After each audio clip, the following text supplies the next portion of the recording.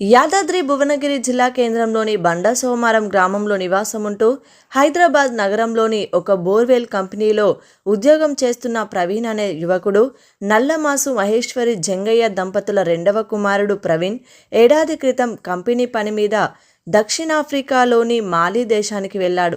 గత నెల 22వ తేదీ నుండి ప్రవీణ్ ఫోన్ స్విచ్ ఆఫ్ రావడంతో తల్లిదండ్రులు భయాందోళనకు గురయ్యారు. గత నెల 23వ తారీఖున విధులు ముగించుకుని తిరిగి ఇంటికి వెళ్తున్న క్రమంలో JNIM ఉగ్రవాదులు ప్రవీణ్ను కిడ్నాప్ చేసినట్లు బోర్వెల్ కంపెనీ యాజమాన్యం తెలపడంతో దక్షిణాఫ్రికా దేశంతో సంప్రదింపులు జరిపి తమ కొడుకును ఎలాగైనా స్వదేశానికి తీసుకురావాలని కేంద్ర ప్రభుత్వాన్ని తల్లిదండ్రులు విజ్ఞప్తి చేస్తున్నారు.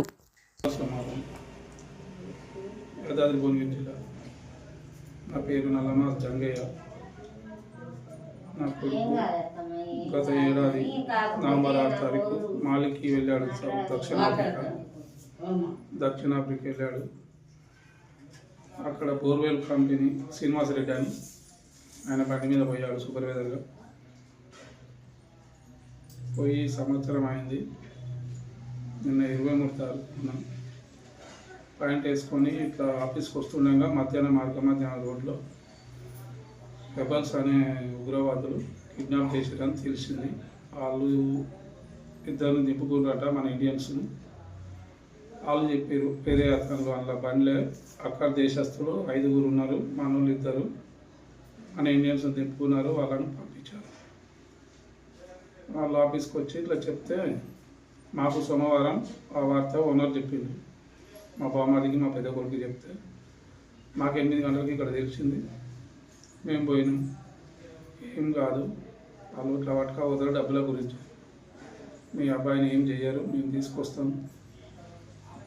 ఎప్పుడైనా వాళ్ళు తీసుకపోయేదే డబ్బులకు, ఎవరిని తీసుకపోయినా. ఇంతకుముందుకు సిమెంట్ ఫ్యాక్టరీలను 2 నెలల క్రితం చేసిర్రు. వాళ్ళని ఇట్లా డబ్బులు డిమాండ్ చేసి వదిలేసారు. నేనేం కూడా ఏం చేయరు, వాళ్ళు ఇలాంటిది ఏమి ఉండదు. కాకపోతే 15 రోజులక 10 రోజులక అక్కడి నుంచి కాల్ వస్తేనే మనం రెస్పాండ్ అవ్వాలి తప్ప మనం చేసేది ఏం లేదు. అది వచ్చినప్పుడు మేము డబ్బులు కట్టి తీసుకొచ్చి నీ అబ్బాయి నీకు పోతామని ఓనర్లు మాట ఇచ్చారు. మళ్ళీ 2సారి మీటింగ్ పెడితే కూడా అదే మాట చెప్పారు. ఇప్పుడు అంటుంటే 14 రోజులు అయింది. ఇప్పటికి కూడా మాకు ఎలాంటిది ఇన్ఫర్మేషన్ లేదు. అక్క నుండి మేము ఏం చేయాలనో తెలియక శతమతం అవుతున్నాం. మాకు గవర్నమెంట్ పట్టించుకొని రేవంత్ రెడ్డి సార్ కానీ, మాకు వెంకటరెడ్డి సార్ కానీ, అనిల్ రెడ్డి సారు, అందరు ప్రభుత్వం పట్టుకొని మన ప్రధానమంత్రి సార్ కిషన్ రెడ్డి సార్ వీళ్ళందరూ మాకు చేసి మా అబ్బాయిని తీసుకురావాలని మనం కోరుకుంటున్నాం. మా ఆవేదన అర్థం చేసుకోవాలని, మమ్మల్ని కాపాడాలని, మా అబ్బాయిని త్వరలో ఇండియాకి తీసుకురావాలని మేము కోరుతున్నాం. ప్రభుత్వానికి చేతులెత్తి దండం పెడుతున్నాం. చూడండి దయచేసి. ఎన్ని రోజులు అయితే మీరు నవీన్తో మాట్లాడి? మేము ఇప్పటికి 14 రోజులు అయింది. మా కొడుకు ఫోన్ కాల్ లేక 14 రోజుల నుంచి ఒక్క ఫోన్ లేదు. మేము మంచాన పడ్డాము. మాకు ఏది అర్థం అయితే లేదు అసలు. దయచేసి ప్రభుత్వం పట్టుకొని మా అబ్బాయితో పాటు ఇంకో అతను మన ఇండియా వాళ్ళను ఎట్లనన్నా చేసి ప్రభుత్వం పట్టించుకొని మా అబ్బాయిని మాకు అప్పగించాలి. మా అబ్బాయిని స్వగ్రహానికి చేరాలని మేము కోరుకుంటున్నాం. దయచేసి మా ఆవేదన అర్థం చేసుకోవాలి. చేతులు ఎత్తి దండం పెడుతున్నాం. కొడుకు కనిపించక 14 రోజులు అవుతుందయ్యా. 14 రోజుల నుంచి ఏం ఫోన్ చేస్తలేదు, ఏం లేదు.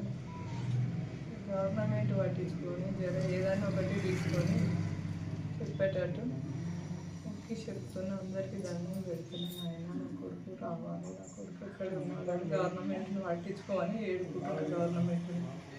గవర్నమెంట్ ఎక్కడున్నా కదా కొంచెం మా గురించి అయ్యమ్మ ప్రేమ అనేది గవర్నమెంట్ కూడా కొంచెం ఆలోచించాలి. ఒక్కసారి నా కొడుకుని చూపించేటట్టు మాట్లాడేటట్టు చేయాలి. గవర్నమెంట్ పట్టించుకొని కొంచెం అందరు సార్లు పేరు నా ధన్యవాదాలు చెప్తున్నాను. ఏ సార్ అయినా ఎక్కడున్నా గవర్నమెంట్ సార్లు, ప్రధానమంత్రి అయినా ముఖ్యమంత్రి అయినా అందరూ పేరు నాకు ఒప్పుకున్నా. నా కొడుకుని అందరూ కూడా చర్య తీసుకొని నా కొడుకుని తీసుకొచ్చే ప్రయత్నం చేయాలి. అందరికీ ధన్యవాదాలు. నా బాధ ఎవరికి ఏడానికి వస్తుందో, నా కొడుకుకి ఏం బాధ అవుతుందో నా కొడుకుని ఇట్లా ఎవరు చంపిస్తారో, ఎవరి చేతిలో ఉండో నా కొడుకు ఒక్కసారి ఫోన్ చేపిస్తే నాకు ఏమో ఉంటుంది నాయన. అవి కాలు మొక్తా, ఎవరికైనా నేను కాలు మొక్తా అనుకుంటున్నాను నాయన. తోడు కాడు నా కొడుకు, ఎవరిని కూడా ఏమనేటోడు కాడు. నా కొడుకు కష్టం చేసుకొచ్చుకుంటాను పోయిండు అయ్యా. నేను ఎవరిని వద్దు వద్దు అంటే నలుగురు దిక్కులో తెలిస్తే, నలుగురు గురించి అన్ని తెలుస్తాయి మమ్మీ. మనం ఈ బయట ఇంట్లోనే ఉంటే మనకు తెలియదంటే నా బుద్ధి చెప్పిపోయిండు నా కొడుకు. ఏ విధంగా